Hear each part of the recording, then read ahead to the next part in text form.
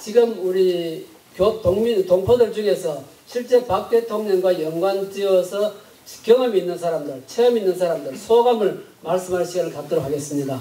첫 번째는 우리 독일에 광부로 가셨다가 거기서 간호사와 결혼해서 LA 와서 아주 큰 일을 하신 분, 열심히 일을 해서 돈도 버시고 돈을 열심히 해서 버는 대신에 쓰는 건 더 가볍게 쓰시는 분이에요. 유일하신 분이에요.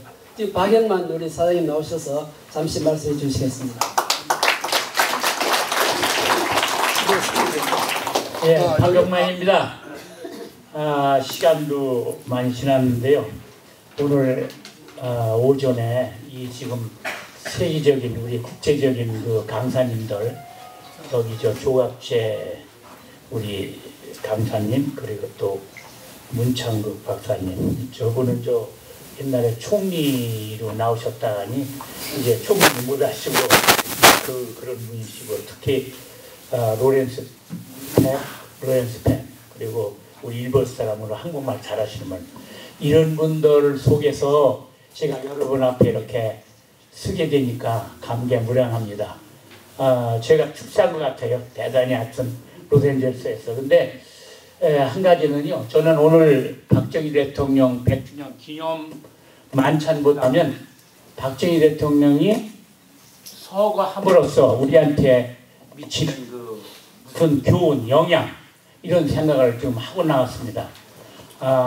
모름지기 제가 53년 전에 이제 독일을 도착하게 됩니다. 관광으로. 근데 그 해 12월 17일인가 19일 날 이제 대통령, 지금 박정희 지금 돌아가신 대통령이 지들 탄광을 방문하셔가지고 이 규모보다 별로 크지 않아요. 그런데 이제 경호들 탁 차고 이제 그 대통령 옆에 계시고 거기서 방문을 해서 그 장면에 제가 있던 사람이에요. 그런데 그분이 여러 말씀을 하셨는데 다 뭐 젊은 후문은 다 뒤도하고, 이제 자기가 정치하는 위정자로서 이제 여러분, 우리가 가난하기 때문에 여러분을 해외로 이렇게 보냈다, 그 얘기를 하시더라고. 그러시면서 이제 그때 눈물을 흘리시는 거예요. 그래서 우리 이제 그 간호원 또 우리 광부 이렇게 한 700~800명 모인 중에서 누가 애국가를 부르면서 이제 그 자리가 아주 순화장이 됐어요. 그래서 경호원들 앞에서 다 막았는데도 뿌리치고, 유경수 여사는 옆에서 손수건을 내줘서 이렇게 닦게 하시고, 그 장면에 제가 있었던 사람이기 때문에 오늘 짧은 제가 뭐라고 하나 경험담이라고 하지만은 그 영향을 받아서 이제 제가 나도 조국을 위해서 저런 눈물을 흘려야 되겠다, 그런 생각을 독일 3년 동안에 각오를 한 사람입니다. 그래서 오늘 여기 부탄 지인들, 저는 시골에서 출신이라 학연, 지연, 혈연이 없는 사람입니다. 그저 옛날에 읍사무소 읍장을 만나러 갈 때도 정말 어르신 만나는 게 어려운 때인데, 그 당시 대통령이 직접 우리 앞에서 오셔서 눈물을 흘리실 때 그 장면은 그 당시에 27살 때입니다. 제가 27살. 지금 80개 넘었어요. 예, 53년 전 얘기인데, 그래서 여러분 오늘 100주년 기념 만찬보다는 이분이 돌아가심으로써 이 시대에 지금 이 순간에 가장 이분이 다시 소생을 하고 다시 이 시대에 필요한 그 박정희 대통령이 다시 나타나기를, 저는 그러한 영적으로 그런 마음을 기대를 해봅니다. 그래서 여러분 여기 오신 분은 한 번도 우리 기념 행사에 뭐 이렇게 그건 아니다 저다 이렇게 이유가 없을 겁니다. 여기 100%가 다 박정희 대통령을 추모하고 또 기념하고 하는데, 저는 이번에 그 업적을 길이길이 간직하면서 남은 여생지가 얼마 더 살지 모르지만 계속 여러분들한테 같이 따뜻한 마음으로 이렇게 다가가겠습니다. 감사합니다. 감사합니다.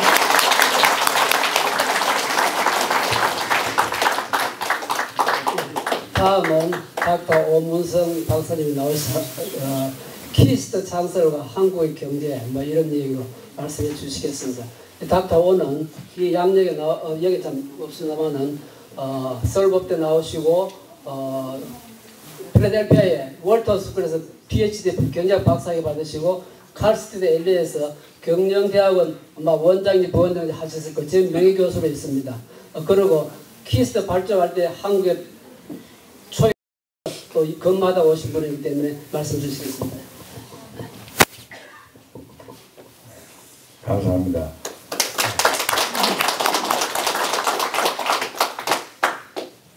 저는 3시간 강의는 쉽게 할 수 있는데 3분 강의를 하라니까 무슨 말씀을 드려야 될지 모르겠습니다.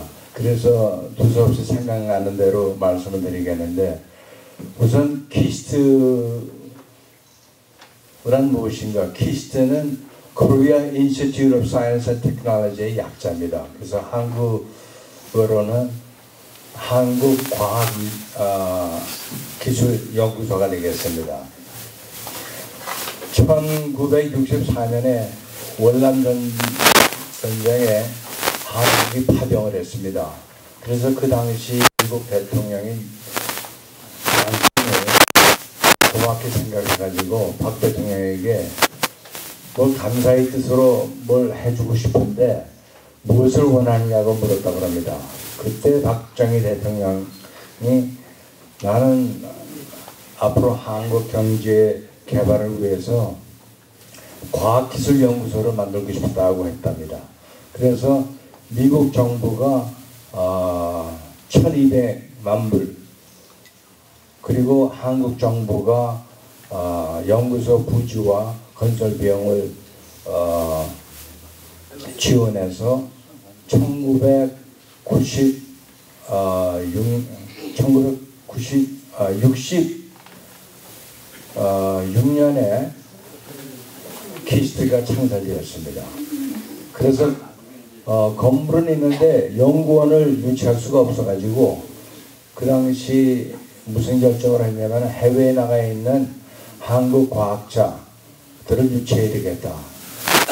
그 당시 사정은 후진국에서 떠드는 학생들이 많이 선진국에 와서 공부를 하고 모국으로 돌아가지 않고 현지에 정착하는 현상이 두드러지게 많았습니다. 이것을 영어로는 브레인 드레인이라고 그러죠.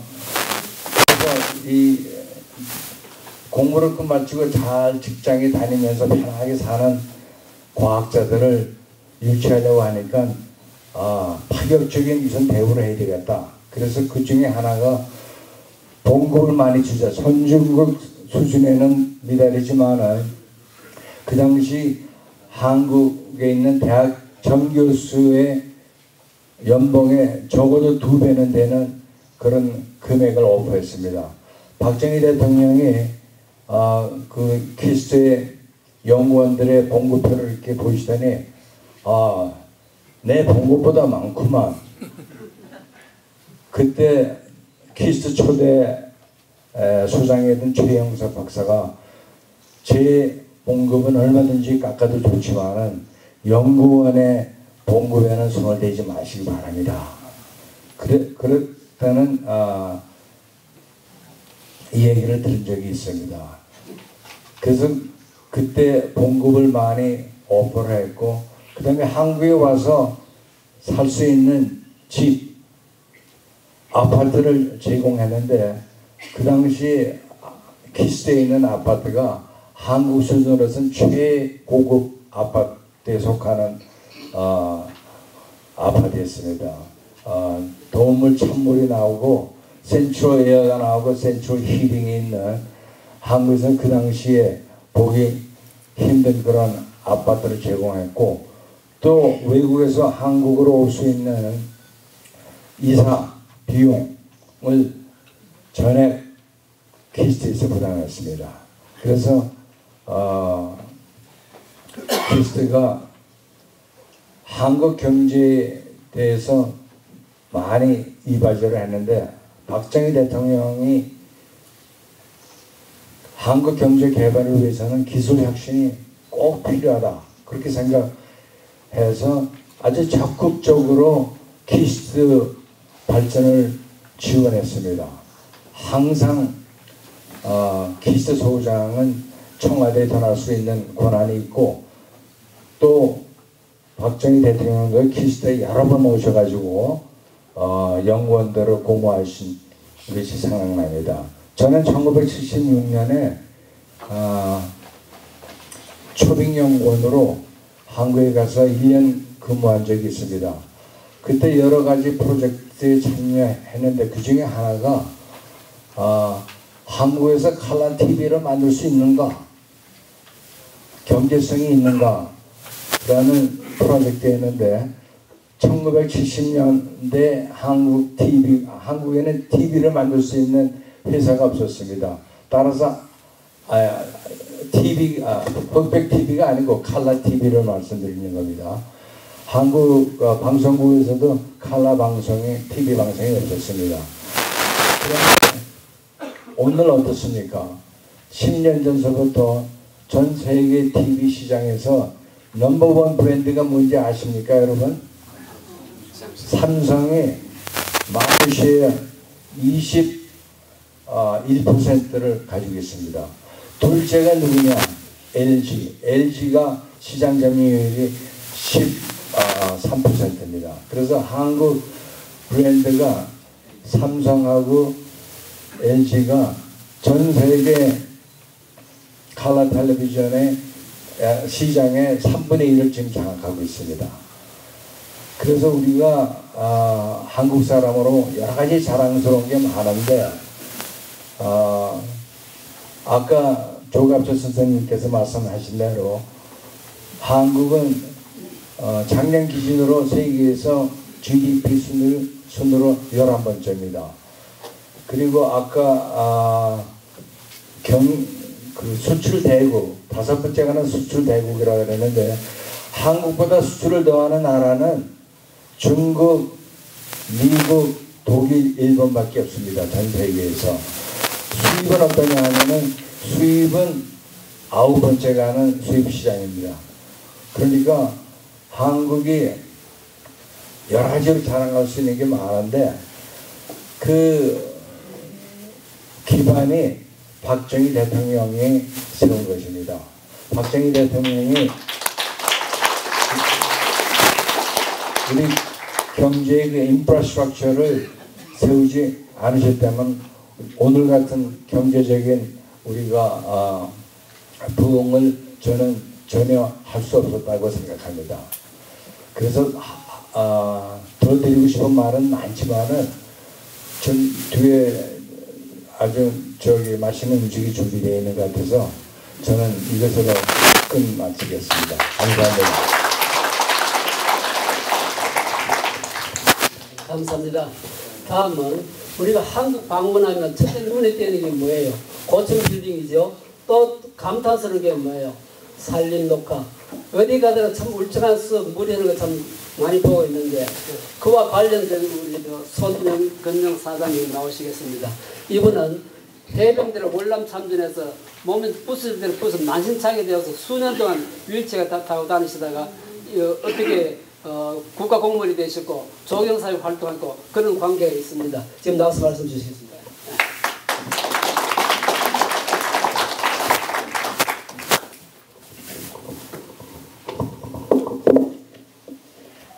감사합니다. 마이크. 이렇게 복된 자리에 저를 초청해 주셔서 대단히 감사합니다. 제가 대통령 각하를 처음 뵌 것은 아마 1975년으로 기억됩니다. 추석을 며칠 남겨놓은 날이었습니다. 대통령 탄생하신 상모동을 새마을운동의 시범마을로 만들어보자. 뒤로하는 금오산 도립공원을 시범적인 광역공원으로 개발해보자. 구미의 산업단지를 공해 없는 전 세계의 모범적인 공업단지로 조성해보자. 특별히 레저와 리크레이션을 즐길 수 있도록 모든 공단 종업원들이 즐길 수 있는 공원으로 개발해보자. 이런 목표 아래 저는 국토계획 담당관으로 참여하게 되었습니다.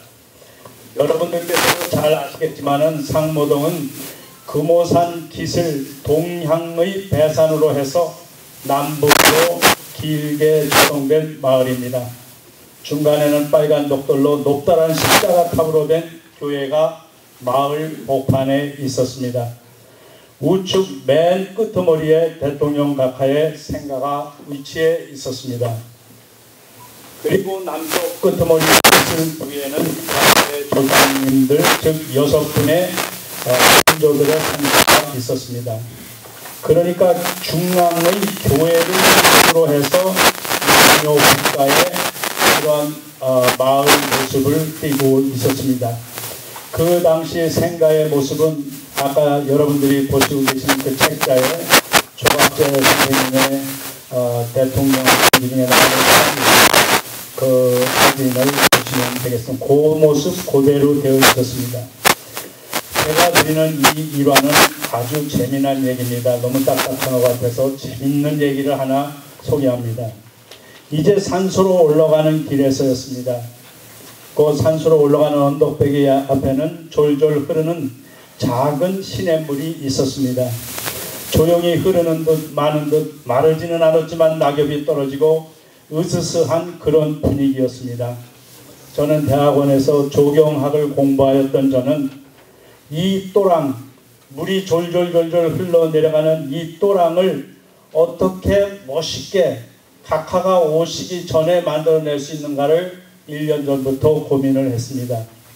시멘트를 쓰지 않고 돌로 면과 면을 맞춰서 볼을 쌓고 물이 흐르도록 하여 작은 폭포를 만들고 물소리가 떨어지는 것을 귀로 들을 수 있도록 만들었습니다.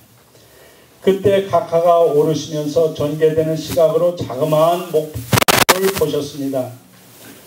귀가 참 듣기가 물소리 듣기가 좋구만 하는 말씀을 들었습니다. 그때까지만 해도 저 사람은 딱딱한 사람이요, 저 사람은 얼굴이 항상 굳어있는 사람이요, 저 사람은 굉장히 강직한 사람이다.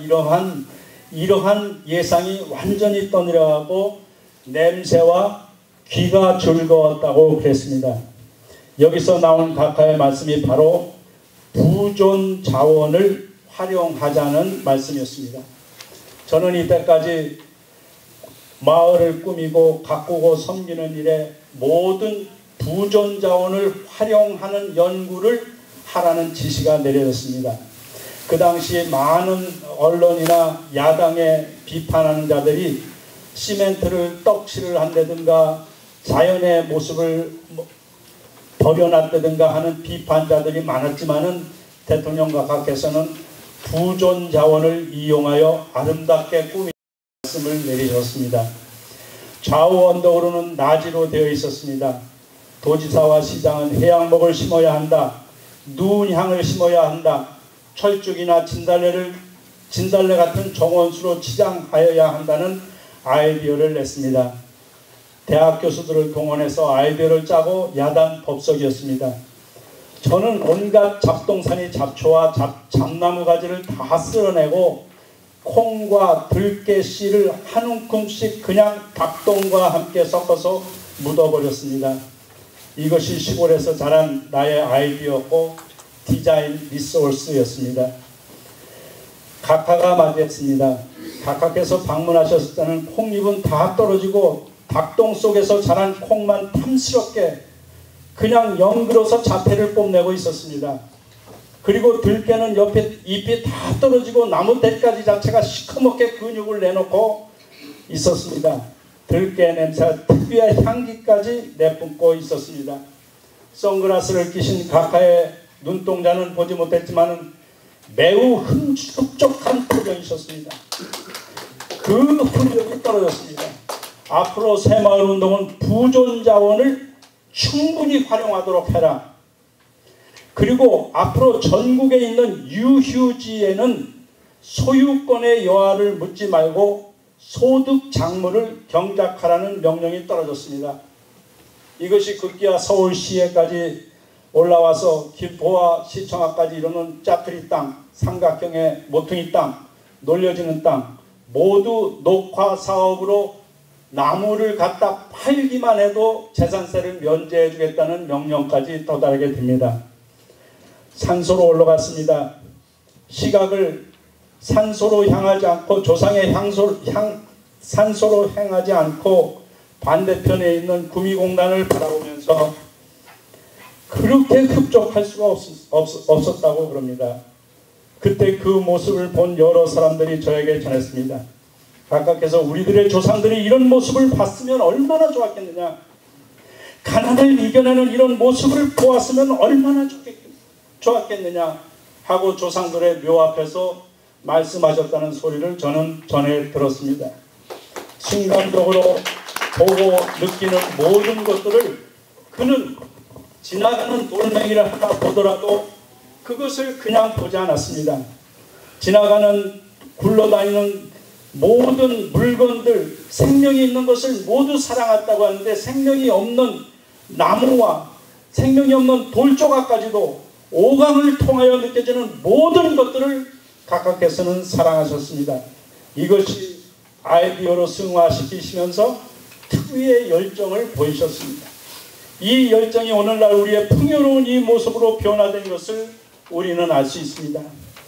그 후 저는 당시 경제수석 비서관이 단장으로 계시던 중화학공업추진회의 기획단, 여기서 임시행정수도 기획단에서 일하게 되었습니다.